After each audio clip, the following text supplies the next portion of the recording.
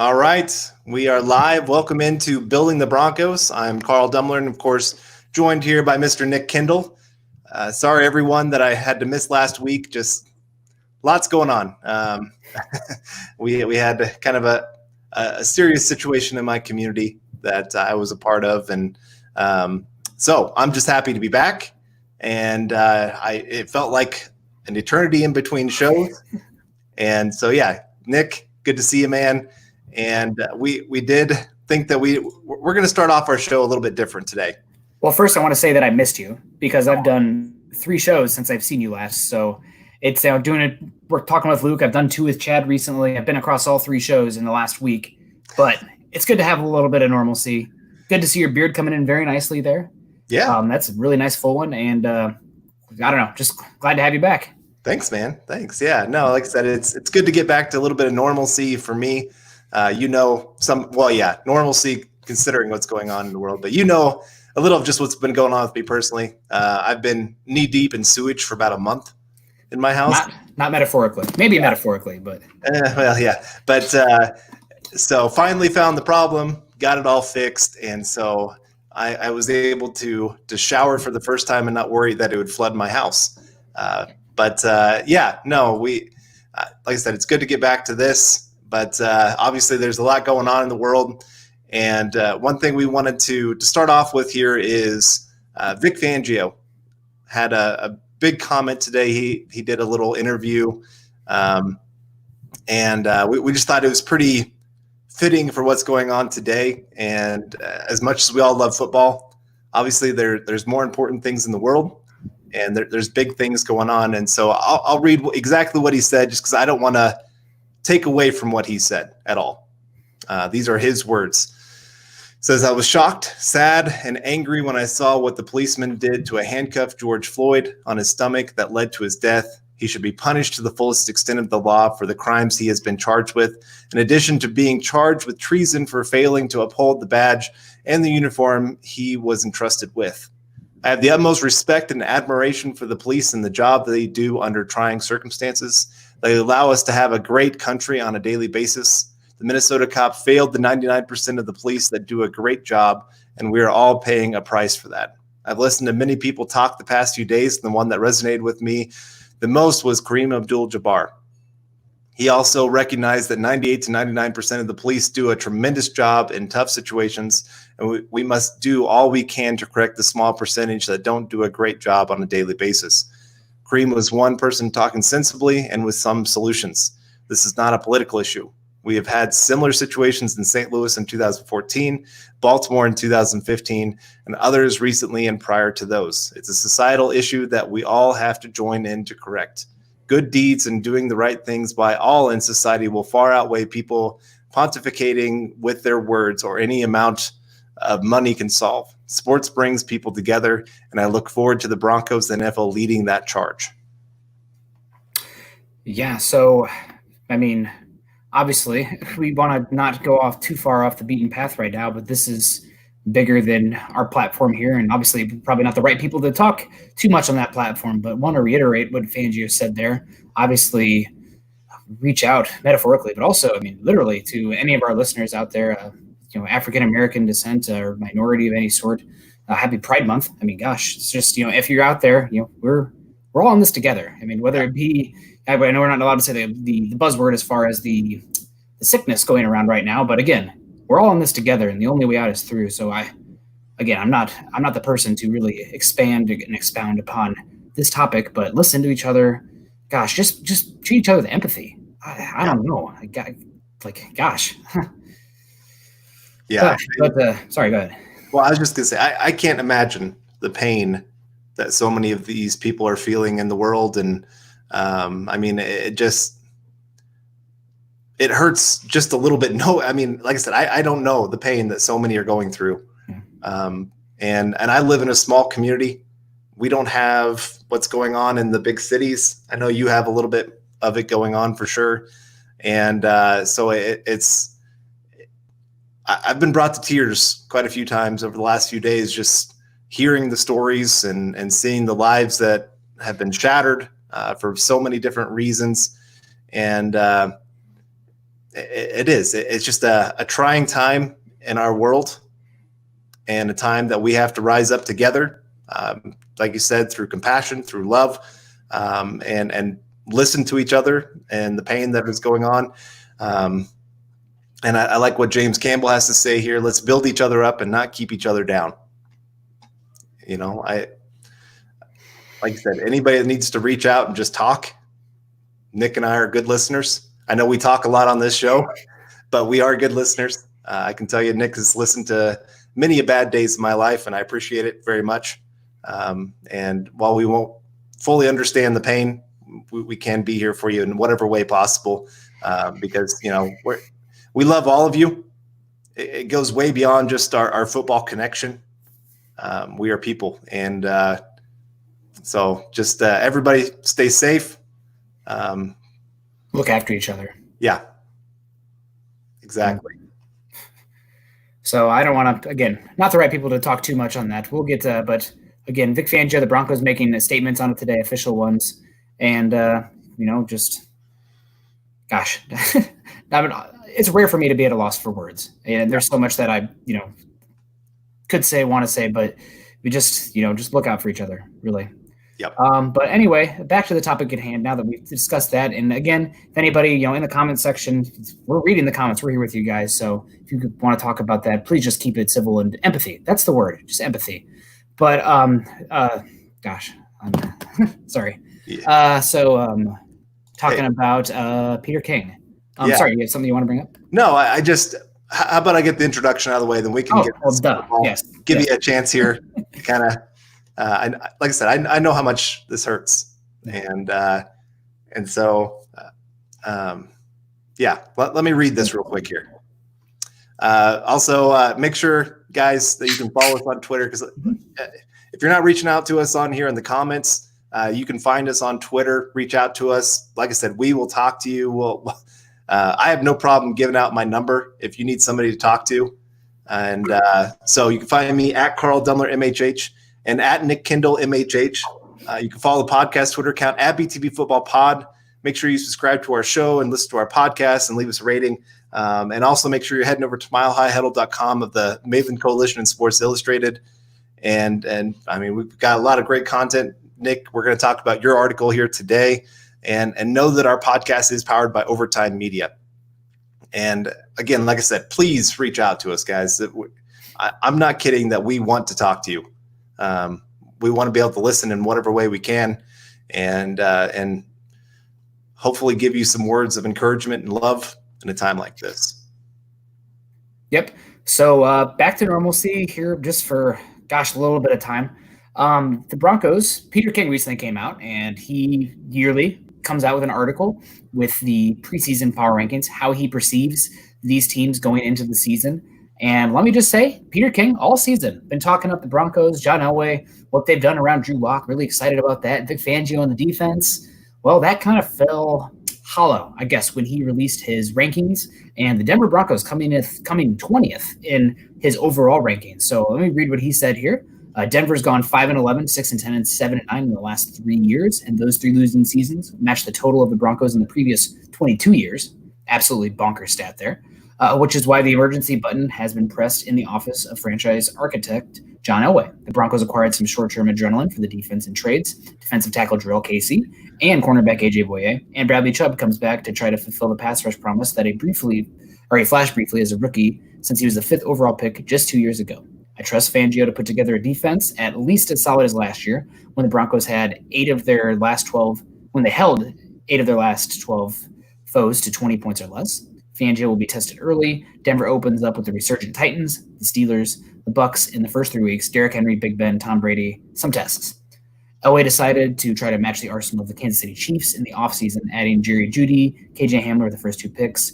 And Fangio's a pretty magnanimous head coach to continue to see what Elway building the offense and not jump on the table for prime defensive draft pieces and plucking Melvin Gordon from the Chargers. Denver also has, obviously, Cortland Sutton, Deshaun Hamilton, Noah Fant at tight end, and Phillip Lindsay. And few quarterbacks, however, entered the season with as much pressure as Drew Lock. So this is going to be a fun team to watch. He finishes out. This is going to be a fun team to watch. I can see the Broncos in a rising division, anywhere between 2nd and 4th, anywhere between 6 and 11 wins. So really, he does say that the Broncos finished 20th, and that's not the best when stacking it all up. You're probably laughing at the comments or something there.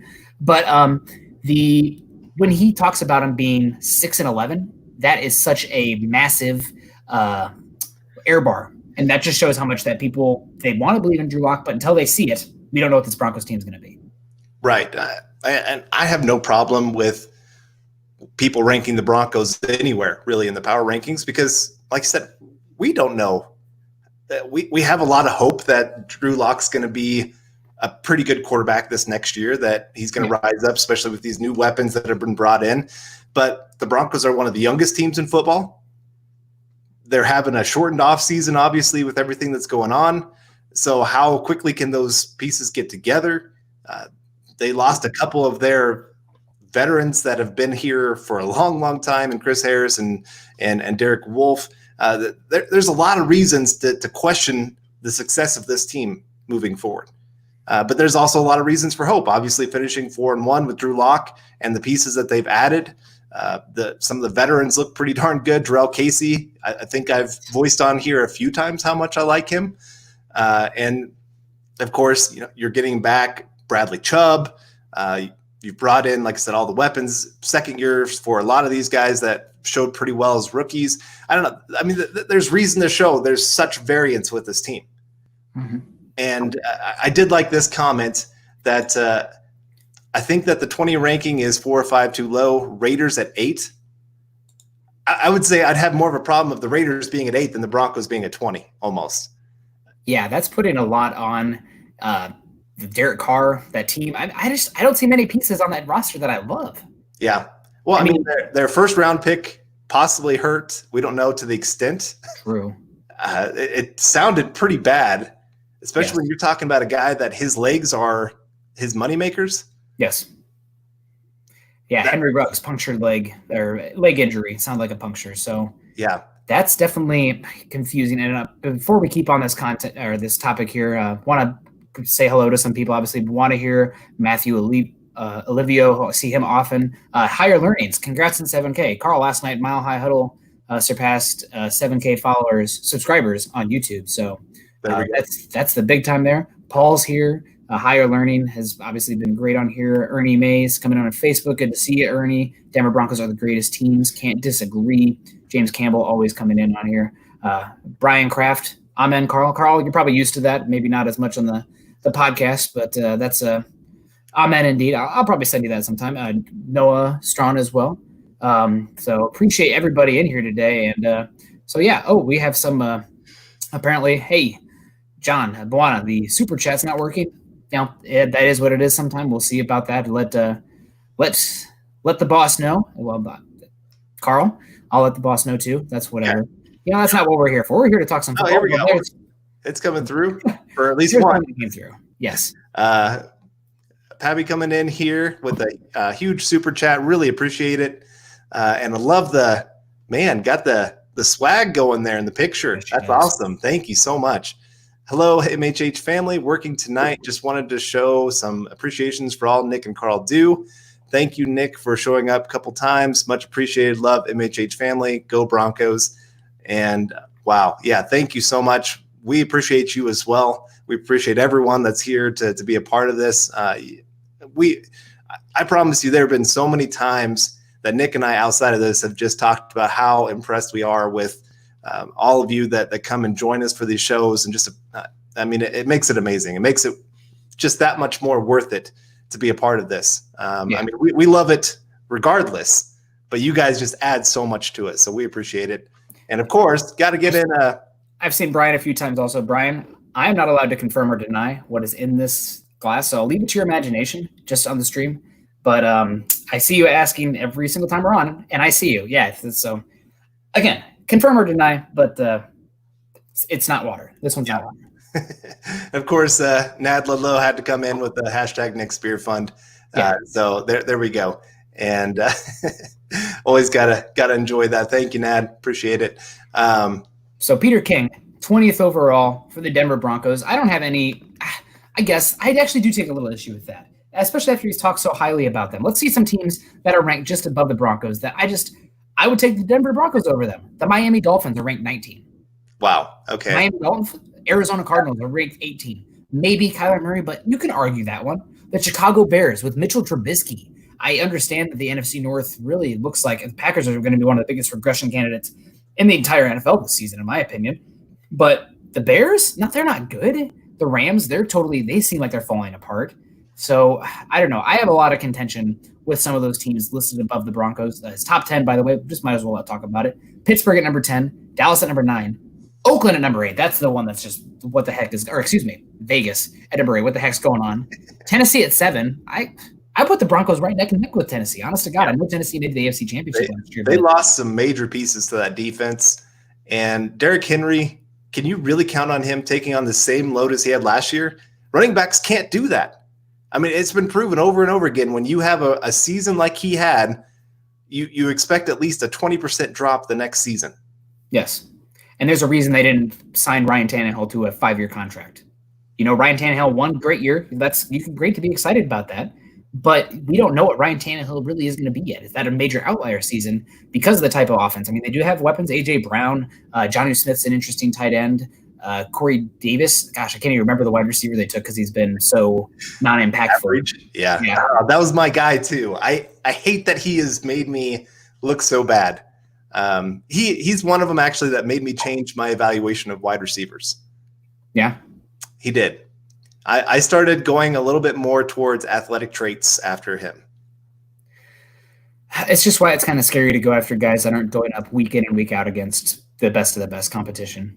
Yeah. Obviously, unless they're like absolutely athletic superstars, then it's like, that's different. So, but I mean, he went 5th overall, so you were not alone.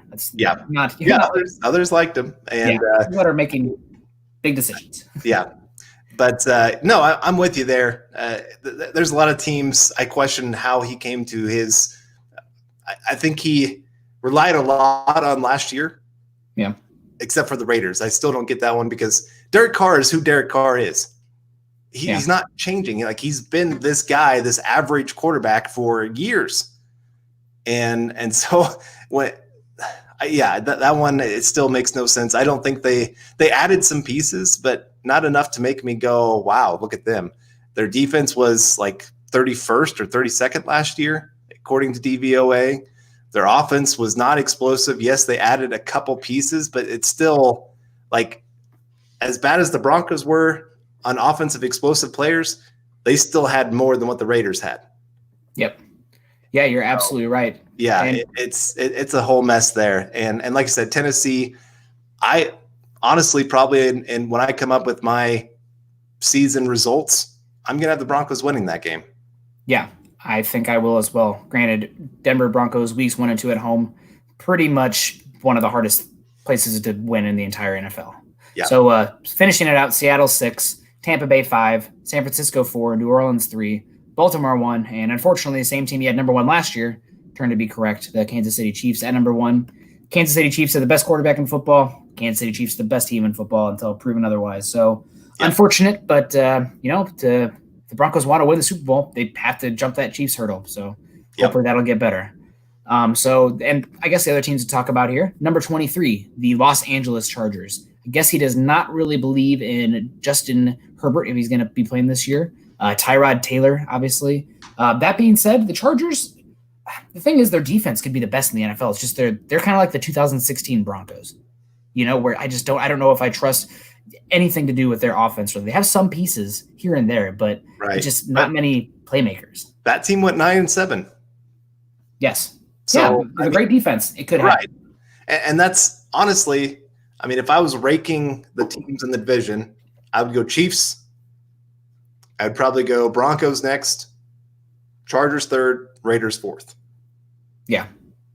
Just because, like I said, that Chargers defense is just going to be outstanding. It's going to keep them in a lot of games where they're not going to be leaning on their quarterback to have to do a ton, which will help protect their offensive line. That's still, I mean, it's better than it was last year, but it's still pretty weak.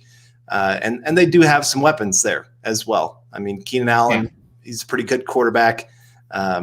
Obviously, their running back, they just paid their running back, Eckler. And so, I I guess the other thing with the Raiders that I just don't like, I don't feel like they always put the pieces in place that fit their talent. And so, such as adding Ruggs, I still don't like. I understand he's not just a deep threat, and you can use his speed to get open in a hurry, those kind of things. But I always thought Jerry Jeudy was a better fit in the Gruden offense. And I was shocked when they took Ruggs because I just don't think that they're going to be able to maximize him to the full ability that he has. Because Derek Carr doesn't like to throw deep. Mariota doesn't like to throw deep. Both of them were two of the worst in the NFL when it came to that statistic. Look at Mariota last year.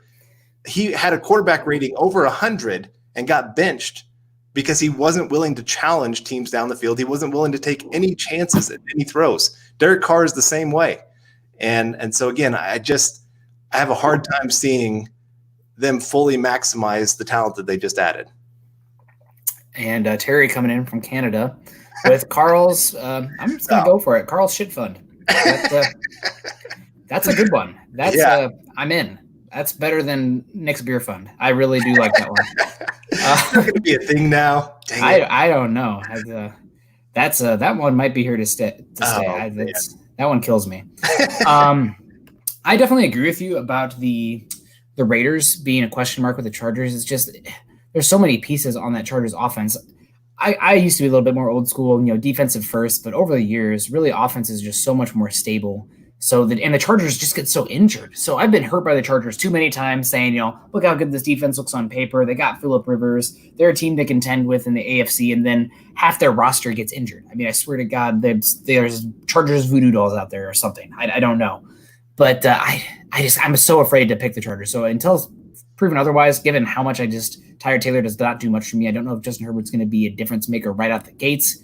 I'd probably put the Raiders before them, but it's a battle for third and fourth. I think there's a tier difference between the Chiefs and the Broncos. There's a tier difference, unfortunately. Yep. And then a tier difference between the Broncos and those other teams. But that could just me being biased. I really try to be not biased and almost pessimist if I can to take off those homer glasses. But I won't bet on the Broncos if it's, out there, unless it's kind of a side bet with Bronco fans. But that's that really stung me. And again, like the Miami Dolphins at 19 above the Broncos. I mean, I get that you might like Tua and they had a lot of picks this year, but they played way above their talent level last year. Brian Flores is going to be a heck of a coach, but I don't think they have enough difference makers. They just don't do it for me.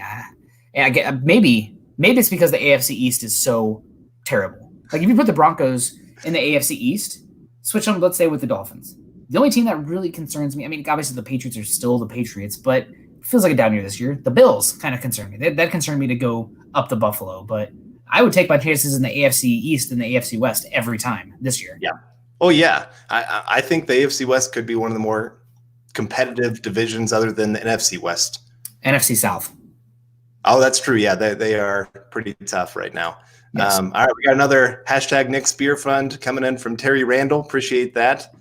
And then we've got Gary Palmer coming in here, making up for missing some MHH. I love the sportscasters underrating us. It will be so much fun to watch them eat their words.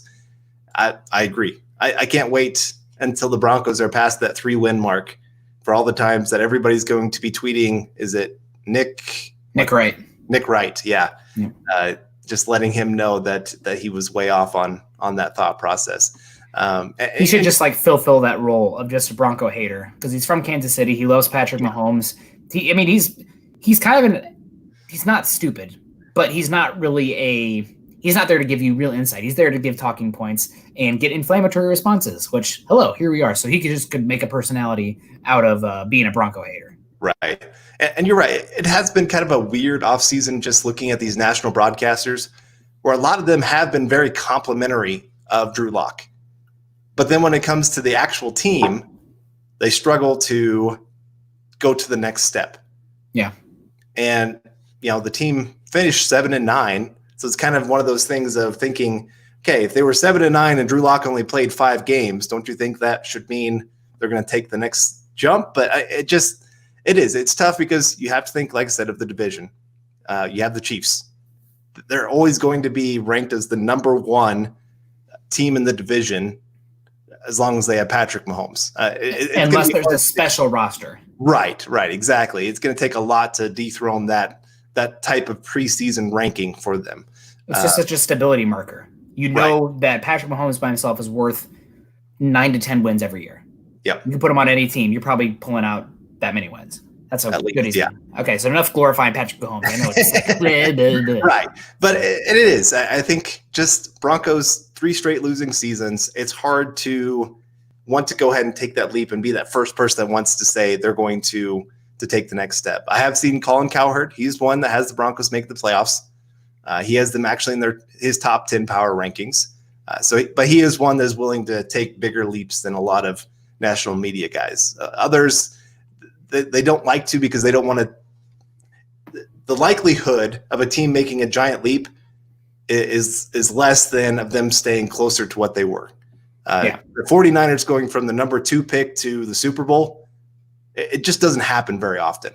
I know the Broncos went from number 2 pick to the Super Bowl not too long, but they also added Peyton Manning. So kind of a difference there. Yeah, that's a good point. Obviously, again, it's the quarterback. It all comes back to the quarterback. It's almost like cheating for analysts. Right. You get such they're very predictive, duh, but it's something that so you'll cling to it. Drew Lock's an unknown, so staking your claims onto him. Maybe there's even a little bit of a Baker Mayfield effect where last year, if you were hyping the Browns, maybe you're like, man, Broncos are the hot team with the quarterback I don't really know yet. How can I trust them? Especially the offensive line questions.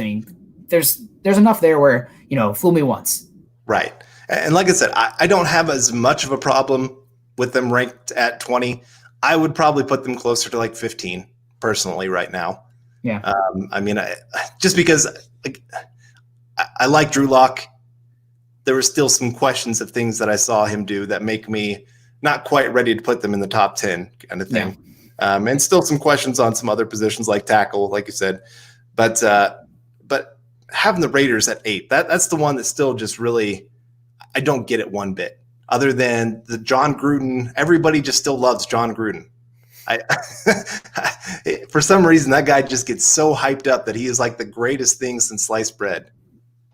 Yeah, he's a personality. So Vic has a little bit of personality too. It's just you have to like the gruff, grumpy old man. Like if you like Clint Eastwood and whatever movie he's been in the last 10 years, you probably like Vic Fangio. But yeah, no, that really does bother me. I guess the biggest thing with the Broncos is they had a really good defense last year, and they have an improving offense. Like there's no way that the offense is going to be worse than last year. So they got 7 wins last year. Somebody already said how they got 7 wins last year. It was somebody in the comments section. Maybe you can chime back in. Here we go. Mitch Man. As the O-line goes, it's poop, no questions. So O-line truther here, but that's okay. That's the biggest question on offense. Biggest question on offense is how good Drew Lock's going to be, but O-line is number 2. But so is last year's offensive line. They still managed 7 wins. And those were – there's a certain amount of games you have every year that could go either way. You have games where you definitely got your butts handed to you and you should have lost. There's games where you did the opposite. And there was enough games last year where it could have gone either way, and it fell about 50-50. Yeah. So the Broncos earned those 7 wins last year. It's not a mirage. It's not like, again, the Packers going 13-3. How the heck that happens, Lord knows. They could go 7-9 this year, even though they have Rodgers. Like, they have issues. Yeah. So I think that with the Broncos defense being a year better with Fangio, the offense having more weapons and better quarterback play, maybe 6 wins. Again, that's what he says. I guess he does say the floor is 6 wins if everything that goes wrong. But predicting that in an outright pool, I would go 8.5 wins as the over-under. So 20, just a little low, especially with the defense and everything they have going on there. Yeah, no, I'm with you there. And so I was trying to see if we had any good questions coming in here. Are you ready to kind of switch gears and get to some of our questions? Yeah, absolutely. Always. So guys, obviously we'd love to have it. Chats with you. Obviously Terry Randall's here. Miller High Rob always coming in. Good to see you. Nice Drew Lock pick and higher learning. Yeah, Nate Burleson does always seem to have the Broncos corner. That being said, he's also a Chiefs guy. What is it? Good Morning Football. That's probably one of my more enjoyable programs out there. I don't always agree with them, but I think they do a good job of fun and good analysis. Right. Yeah. It's not just fluff pieces. It's actual thought-provoking questions and digging into some things. And I'm impressed at how much they know about each team. Yeah. That's something a lot of these guys, and I feel a little bit for guys like Nick Wright because he's having to cover all sports. Yes. So I understand when a guy like that says Broncos are going 3-13, he's having to watch basketball, baseball, football, hockey, soccer, golf, and having to be up on everything on all those sports. That's just not going to happen. I'm sorry. I don't care who you are. Like, somebody could ask me what's going on in the NBA or what teams are great. I watch a little bit of Nuggets. I couldn't tell you anything beyond, LeBron James. Oh, yeah. Carl, this is America. We should be getting mad about this. Don't make excuses for Nick Wright. We hate him. It's personal. We hate him now. Yes. So. Okay. I'm sorry. But this is sports. This is the only time where it's okay to be irrational. I give you the thumbs up. I'm not here to bring that for you, but we hate him. And that's good to have an enemy. So. I'm not disagreeing. I do hate his take on the team, and I'm like, that's stupid. But again, for a guy that's trying to cover that many things, it's just not possible. I'm sorry. We'd all be terrible at that. Yeah. I'm surprised ESPN does that all the time, where they have guys covering, and I guess he's Fox Sports, isn't he? But yeah. Anyway. So Charlie Beagle coming in here, a point I made earlier, how the Broncos they were right where they should have been given their roster. The Broncos did have 4 games where they, I guess, pulled defeat from the jaws of victory, and those are good ones, but the Broncos also had games last year where they were, in my opinion, outplayed to evenly matched, and it just kind of went their way. Yeah. Honest to God, both Chargers game, like that first half, how they got to that lead, after that, it did not look good. They had a couple explosive plays, Kareem Jackson knocking the ball out, so that was one. The second Chargers game where they got that lucky, call it as it is, pass interference down the field and hit the walk-off field goal, game-ending field goal, whatever you want to call it. And then the Raiders game. That last Raiders game, I thought the Raiders beat them up and down the field. They looked better, but the score didn't indicate that at the end of the game. And granted, who wins is what matters. But, that's just kind of how the NFL goes. Like, the Broncos absolutely deserved to beat the Titans last year. The Titans were bad against the Broncos. Broncos didn't deserve to beat the Chiefs. So, categorize those games that way. And that was pre-lock. Good point, Charlie. But, again, you're going to have games like that again this season. Right. And I thought this was a good point of the Nick Wright piece. The teams he had the Broncos beating were playoff teams last year. Yeah. He had them losing to everybody else. And so it's just kind of a weird, I don't know. I would love to bet with him on each game. Yes. Nick, hit me up. You know my Twitter. $10 even. Just low stakes. I just want to earn that money. Here's a good one from Fronty Pro 4X. The question I still stand by is Drew Lock ready to compete and keep up with Patrick Mahomes? Regardless of how good Denver's D might be, Mahomes will score points on you. Well, yeah, they were the best offense in football last year. No question about it. And Mahomes obviously being the best quarterback that can score on plays that no team should be able to score on. That I hate to always bring this up, but that left-handed throw still haunts me. I have nightmares of that play. The thing I hate about him most is he's just such a slippery little shit in the pocket. It's like a Houdini little thing where you're doing great, you're playing great on the back end, you're not creating any openings or anything, slowly but surely, and then all of a sudden he squirts out of the goddamn pocket and makes a stupid throw. Like, you have him. Yes. No, god damn it. Yeah. Well, and then he has like this smile on his face, like, I knew I was going to do that. It's too easy. Yeah. But no, you're right. The Broncos, this is why they went out and improved the offense. They've shown over the last few years. 2016, they still had maybe the best defense in football, still an absolutely elite defense. One of the top. Well, I think DVOA had them as ranked as like the 5th best defense of the last decade. Yeah. Something like that. So, they were still an elite defense, and we're struggling to win games. And it's just been slowly going downhill since then. And this is why teams that try to build up elite defenses, like, you just can't keep them together. By the time you've got like a 2-year window with them, tops. Broncos had 2015, 2016, and then people started going away after that. And so the Broncos obviously saw, hey, we've got to go score points. They went out and added to the offense with Gordon, Judy, Hamler. They're hoping their second-year guys can really make a big difference this year. Glasgow added to the offense as well. So they know they have to probably score 27 to stand a chance against the Chiefs, I would say. Yeah, I definitely agree with you there. And somebody asked Wilkinson's injury. He had a surgery on his foot, I believe. So hopefully he will be on the good to go later on. I see a picture of him here, and he's on a scooter with a wrapped up foot. So hopefully he'll be healthy. I mean, hopefully we don't see Wilkinson this year. That'd be ideal. I mean, just because that means the offensive line is healthy and you don't need to get to him. But he's a guy that, when he's out there, you're like, I wish it was better. But the drop off after him is when it gets scary. We saw that last year with Max Crosby and Jake Rogers absolutely just getting annihilated. All right. Dennis Woods coming in here with the super chat. I'm really looking for Vaughn to have a big year, especially with Chubb back. # state of being from Michigan. # DB for life. I agree. I think he and Bradley Chubb, it wouldn't surprise me to see 30 sacks between the two if they both can stay healthy. Yeah. I mean, they have improved interior defensive linemen that will take some pressure off as well. So, I'm hoping that's the case. If they're able to get sacks, that also means the Broncos are winning games. Yes. Yeah, I mean, that's a good point. So Jody always coming in here, frequent on the show. Good to see you, Jody. Who would you rather have, Quentin Nelson over Chubb and Ringside Barrett? So I guess it's Barrett with Nelson versus Chubb. I mean, obviously with hindsight bias, probably taking Barrett and Nelson, but I'm not mad about Chubb at all. But if we're going to play hindsight all the way, I'm sorry, Quentin Nelson's great. Get rid of the guard. Give me Derwin James. I'll take Barrett and Derwin James over Chubb if we're going to be playing these hypothetical games. Yeah, no, I'm with you.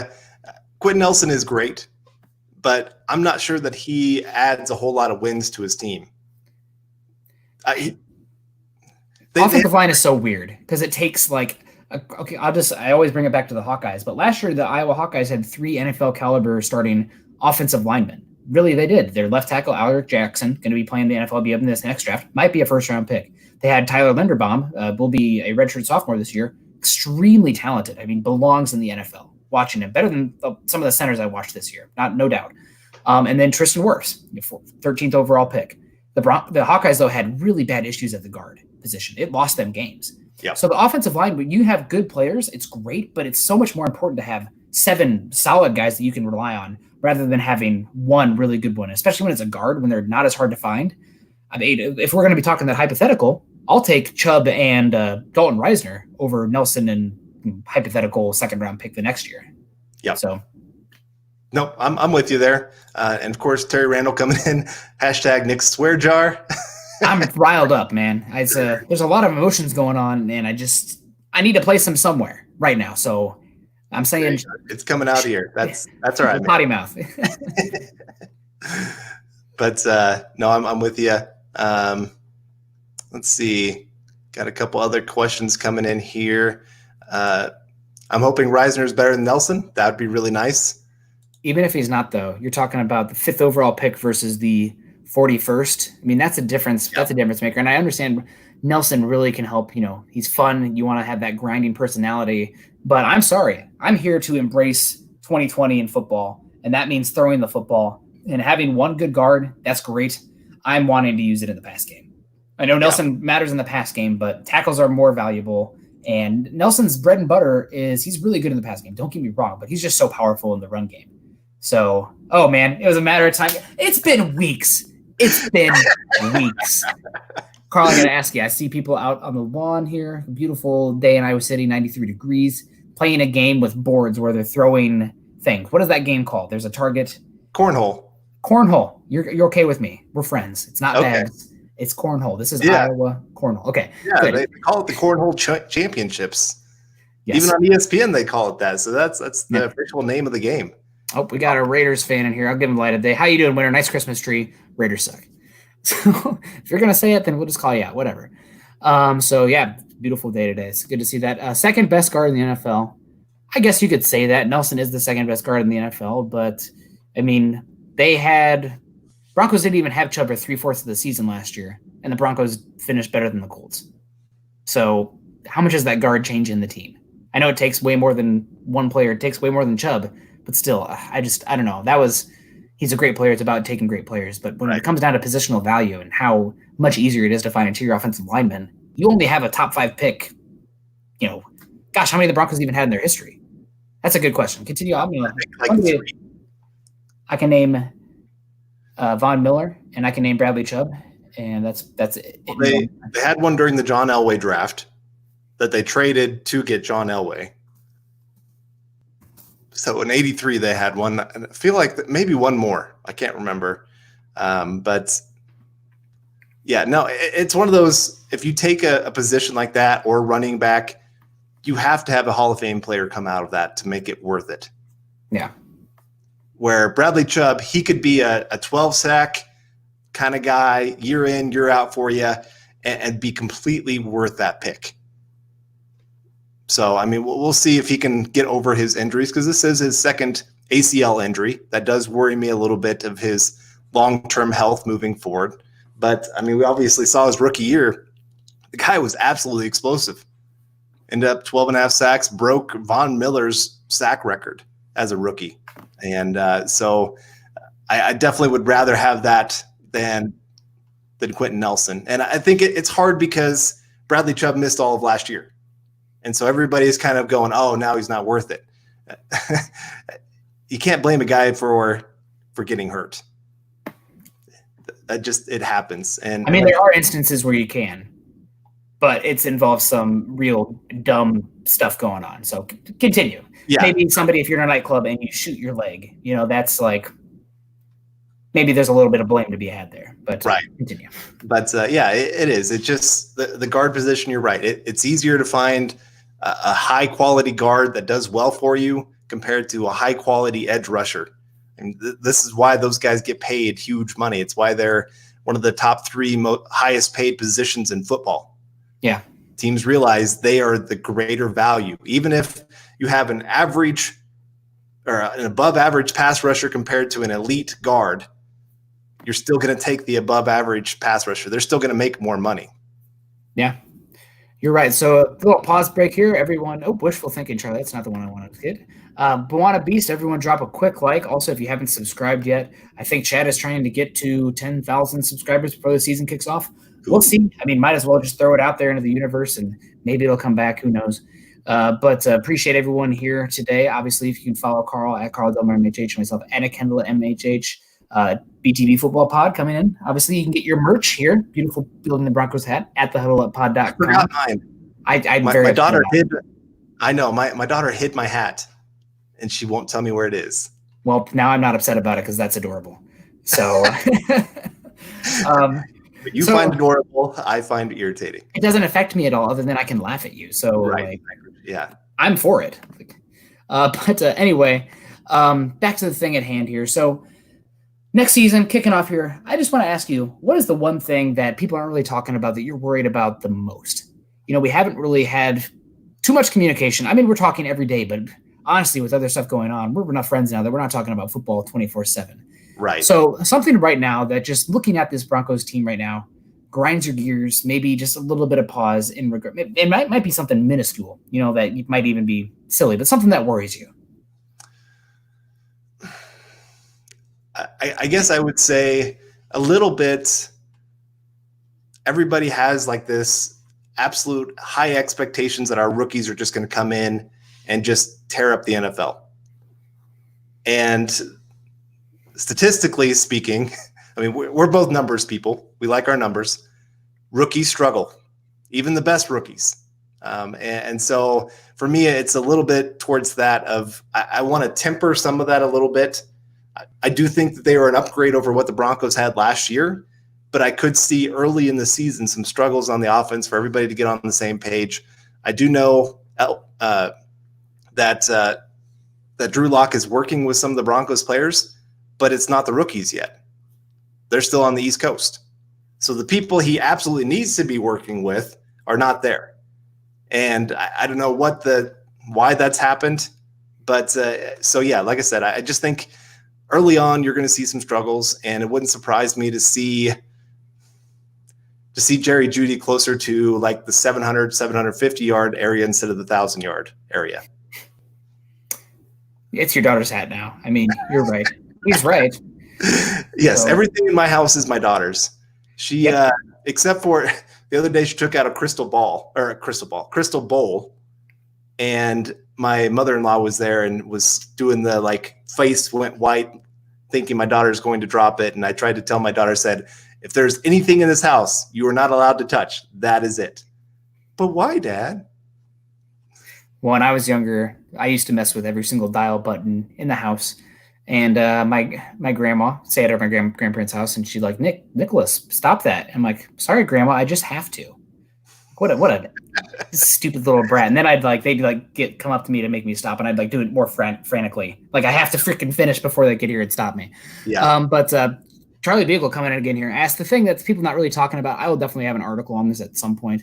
Hopefully nobody steals my idea. Let me think, Carl. But James and Callahan, just like last year, my biggest two concerns on this Bronco team by far are the offensive tackle position and the cornerback position, parentheses, outside of the quarterback question, that is Drew Lock. So the reason that is, and the reason the Broncos probably didn't make the investment that you'd see otherwise, is because they have such large investments right now in James and Callahan, both guys with extensive injury histories, both guys playing arguably the second most important position on a team. 2 to 4. That's where they're at. So both those guys, the Broncos need them this year. And if they're hurt again last year, let's say even half the season, that could tank the season. It really could. So those two guys, good call to Charlie Beagle there. That's one that concerns me a lot. Going into the offseason, cornerback and tackle are the biggest concerns I have for this roster. And it's just because can't trust James and Callahan right now. I just haven't seen it. How can you trust them? Yeah. So, hey, we have a Raiders fan coming in here. Coming back. Oh, man. From Winter, I'm going to be honest. I think the Denver Broncos will be 9-7. Can't argue with that. Broncos going to be a beast with Noah Fant. Raiders better than Broncos, by the way. You were so good till then. But subscribe to Mile High Huddle. Appreciate that. Even a Raiders fan. Glad we can have a civil conversation about the Broncos and where they might be. False flag. He's lying. Raiders fans trying to draw us in, and then just there weren't enough spelling mistakes. Oh yeah. Okay. But he's super nice. I take that back. I'm lashing out. I'm being a jerk right now. I appreciate you coming here and being we do. I mean, we love talking to anybody about football, even Raiders fans. So appreciate that. I'm hoping actually to make it down to Vegas this year for the game. That would be if they have fans. We'll see. For sure. And Bill coming in with a good one here. Broncos ILBs in coverage. That's obviously a concern. I mean, I think it was Joseph Rolls, who works for Mile High Report, who had a little back and forth with this week. Nothing crazy, just some talking about linebacker and how valuable it is in the Fangio defense. Broncos did try to move for Patrick Queen. Obviously, in the past, Vic Fangio, they did use an early pick on Roquan Smith. So there's some debate on how much he does value that linebacker position. Perhaps a little bit of a luxury compared to some other positions, but still, linebackers in coverage, that is a concern. That's going to be a concern until it's not. The thing that's probably makes me feel a little better about it is linebackers and coverage is probably a concern for 75% of the teams in the league. I mean, how many good linebackers are there that are great in space and coverage and with speed to get everything down, or just aren't complete liabilities in the run game? So that is a concern, but it's something that is more of it's kind of like offensive tackle in the NFL. A lot of teams don't have the offensive tackle play. I like this one from Jerry Holland. I think my only worry is that Shermer has amazing tools, and to not get creative and use them to full potential would be a travesty. I mean, he's had his ups and downs as an offensive coordinator. Yeah. Let's just be honest with the situation. He's had moments of greatness like he had in Minnesota, and then he had his struggles, obviously, with the Giants. He's had times where he was working with Andy Reid and the offense was successful, but there again, do you credit that to Andy Reid or do you credit that to Shermer? So he's a little bit of an unknown. Yeah, that's for sure. And I remember we had somebody from Big Blue Review on, the senior editor of the site, and he talked about, the Shermer offense and some current concerns. And one thing he said is that Patrick Shermer, he will go to that inside zone time and time again. I just read this and I'm hurt. This is me reacting real time. I'm going to cry for the second time today. So that's a concern because the inside zone, when it's not working, guess what he's going to do? He's going to go back to it. So hopefully it'll break. It does, in his mind, probably he thinks it sets up the play action. We don't have to go down that whole analytics wormhole of there's no correlation between the run game success and play action pass. But if you're curious about that, reach out to me. There's actually a lot of interesting data on that. Yeah. Jody Moncrief, better D, Chargers or Denver? Oh man, it hurts to say, but the Chargers secondary is so good. I mean, the Broncos have good safeties, but I mean, you don't have questions about Bradley Chubb with the knee. You got Bosa and Ingram there. They have a first round pick coming into their own. Your boy, Jerry Tillery. Obviously, Casey Hayward's been one of the most underrated cornerbacks in football over the last 5 years. Derwin James might be the best defensive back in football. Desmond King, Chris Harris Jr., Kenneth Murray, first round pick. On paper, I have to go with the Chargers, but am I going to give them the injury factor? Just like close your eyes and throw a dart at a board, and 3 of those guys are going to be out for multiple games because the Chargers built their stadium on an Indian burial ground or something. But probably on paper, I go with the Chargers. Broncos defense, offense, though, gives them the tilt because it's about the best team. All right, Kathleen Martin coming in. Which tight ends and wide receivers do you both think will start in the Broncos' first game? I'll start. So, of course, you got Sutton. I mean, that's an automatic. Yes. I do think Jerry Jeudy's going to be a starter day one. Yes. And then I think in the slot, I'll go Hamilton. And then Noah Fant. Give me one more tight end. 11 personnel and 12 personnel. 11's 3 wide receivers set, folks. 12 personnel is 1 running back, 2 tight ends, 2 wide receivers. I'll go Vanette as my other one. I think you're going to see enough rotation of snaps and usage where you can argue Hamler or Hamilton as the wide receiver 3. But that's probably the way I'd go. That's the only one that I'd have some contention with. So, and at some point, I mean, it's way down the line. We're probably talking a July podcast, but we really need to sort through this Broncos tight end room because there are a lot of names. Yeah. A lot of names. Usually Shermer does keep 4 tight ends. Yes. So kind of be thinking of 4 names to fit that. But also it's a little bit hard because you have some hybrid players. We'll see how that works out. Yeah. We have Kevin Peterson coming in. Raiders are a joke as always. It's a room in the Arena League for them. I'm really curious. Then we're going to get out of here pretty soon, but something I want to talk about real quick. The Raiders move into Vegas. This is going to become everybody's favorite away game. So Oakland, I mean, let's be real. Nobody was trying to go visit the Raiders Stadium. Oakland's kind of its own thing, a little bit hostile. So now you're having this total different thing. It's not like the Chargers where it's going to be an empty stadium or a soccer stadium, whatever you want to say, but very corporatized. I think a lot of away fans. The Raiders going to lose a decent home field advantage because, I mean, cheap flights to Vegas, beautiful new stadium. I mean, people are going to Vegas like crazy. It's the spot it's one of the spots to go. I just feel like they could really lose a home field advantage. It kind of almost become like the Dolphins where you have displants and stuff. I think they're going to gain some advantages in free agency. I mean, yeah, that's true. Let's be honest. A lot of players do like Vegas a lot. Yeah.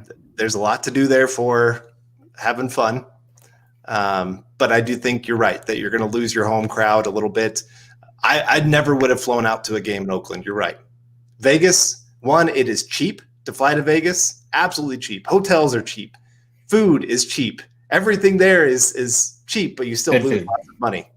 Yeah. And so I do think that a lot of people, that is going to be a game. If they're looking for an away game to go to, Vegas is going to be a favorite for a lot of people. Yeah, I definitely agree with you. So that'll be interesting to follow. I mean, the Raiders really could lose a home field advantage because they really could be rocking with some – gosh, I mean, it's kind of like the Buffalo Bills Stadium. People aren't really traveling there to go to the games. So the people that are there are just rabid fans. So we're following. We got one coming in from Facebook right now. Frankie Apicata. Hopefully I pronounced that correctly, Frankie. Hey, guys, I'm a Chad and Zach regular, but I'm checking out your guys' show tonight. Which bubble player is a sleeper to make the squad? So, Frankie, thank you very much. Hopefully you are enjoying building the Broncos tonight, as is everyone. Appreciate you guys joining in. A bubble player that we think might make the squad. Well, off the top of my head, okay. Somebody that I think will be an interesting player to make the squad. I think Patrick Morris, I would not sleep on him completely yet. I think the Broncos, they brought him off the waiver wire last year, and as you were talking about earlier, the Broncos, everybody was slating talking Patrick Morris as a starting center, and the Broncos used a third-round pick, 83 overall, I believe, on Lloyd Cushenberry. Lloyd Cushenberry should be the guy who's the odds-on favorite to be the starter, but they like Patrick Morris. They did. So I would say that Patrick Morris has a shot to make the squad. Now, one thing he does have going against him, we did see him at guard last year, but he's so small. He does not have length where I don't really see as much center/guard versatility that you want for a depth offensive lineman. But, I mean, there's a camp battle to be had just yet between Lloyd Cushenberry and Pat Morris. So wait and see on that one. And I think that would be a talk about a bubble sleeper. I think he's an interesting one to follow. I'll go Fred Brown for the wide receiver room. Okay. That is an interesting one. Yeah, that's a big-time sleeper because I do think a lot of people have this idea that you've got, of course, Sutton, Hamler, Judy, all locked in. A lot of people have Tim Patrick and Hamilton locked in. Don't forget Winfrey's still there. Tyree Cleveland. I avoided wide receiver because there's so many names. I know there are, but I just think Fred Brown is a really good fit in this system. He's very quick and can get open in a hurry, which is perfect for Pat Shurmur kind of system. And I think that he could be a special teams contributor that they like. That's my one question with a couple of these other guys. Like Hamilton, he wasn't really a huge special teams guy.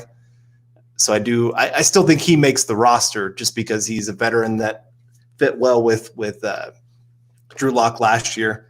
But I've always liked Fred Brown's game. For some reason, he has just been one of my favorite wide receivers to watch in preseason. And it's frustrated me that he did not make the roster last year a little bit. Yeah, I mean, I think he's probably got it. You're talking. I thought my guy was a sleeper. Yours is probably even a little bit more sleeper. If you want to talk some odds later.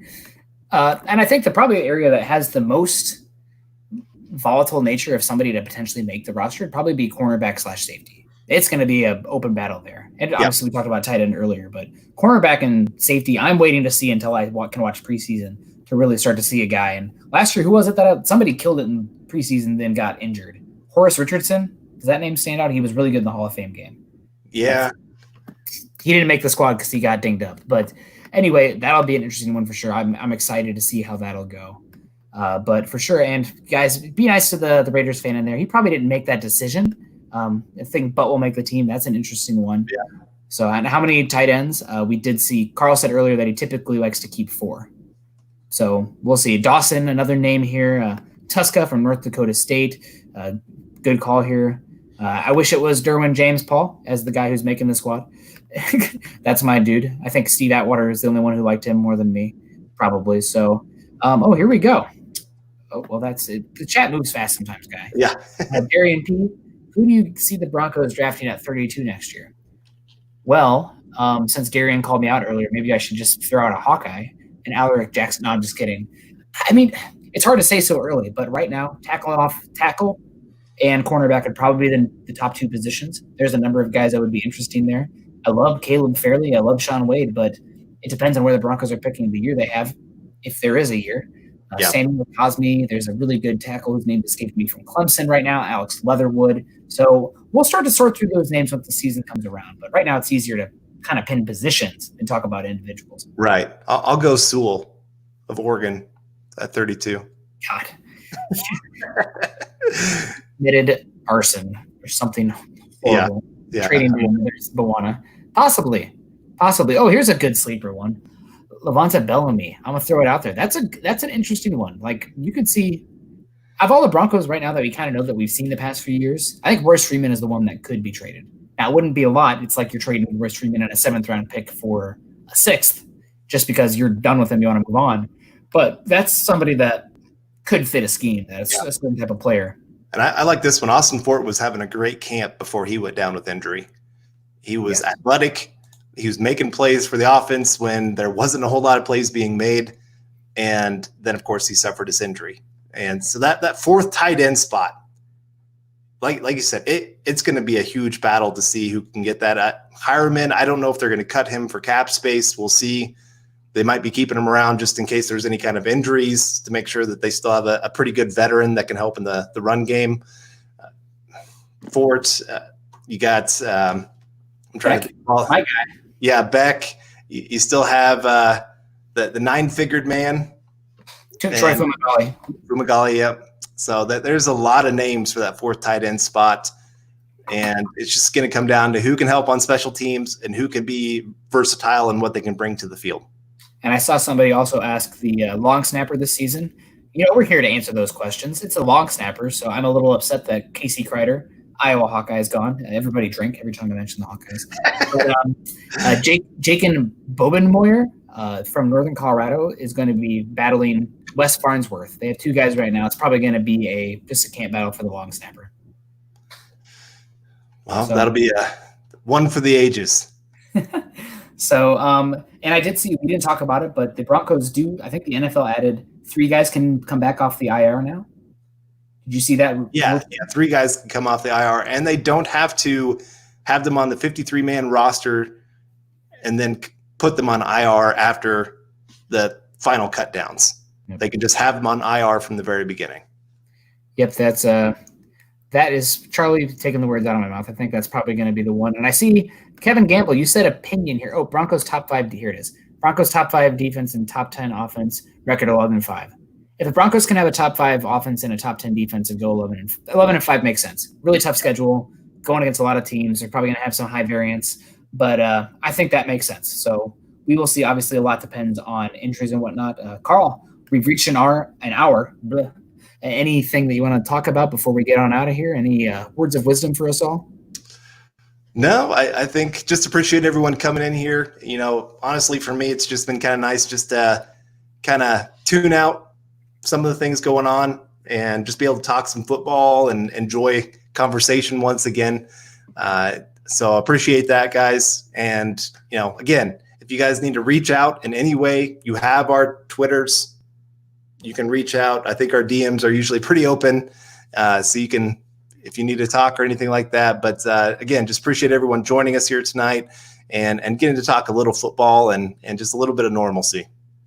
Yeah, absolutely, guys. Hit us up on Twitter. Obviously, I don't always stick to sports. We're human beings here, and there's stuff beyond that sometimes. But, empathy, word of the day, word of the month, word of the year. Just that's the best thing I can say. I don't want to preach. So appreciate you, everybody, coming in here today. That's going to do it for Building the Broncos. You can find Carl on Twitter at Carl Dumler, MHH, and myself at Nick Kendell, MHH. Make sure you're going over to milehighhuddle.com, an affiliate of the Maven Coalition and Sports Illustrated. If you like the show today, guys, like, subscribe, share it, talk about it with your friends and family. Just start pestering with it. I'm all about trolling. Just send them something every day. If the Raider fan, Winter, if you have a Raiders fan, just send them our show every day. Just say, these guys, they're great. You're going to love them. We'll convert you. So we're here for that. Head on over to iTunes and leave us a 5-star rating and a comment, as your support can help us continue to bring you these episodes. You can follow the Building the Broncos podcast and all our other great audio content by subscribing to the Huddle Up podcast. Wherever you listen to these shows, you can follow us on Twitter, at Mile High Huddle and at BT Football Pod. Carl, good to have some normalcy here this week, and good to have you back. Thank you, everybody who stopped by today in the Super Chat. We appreciate you. We love you. Stay safe. Keep your loved ones close. And as always, go Broncos.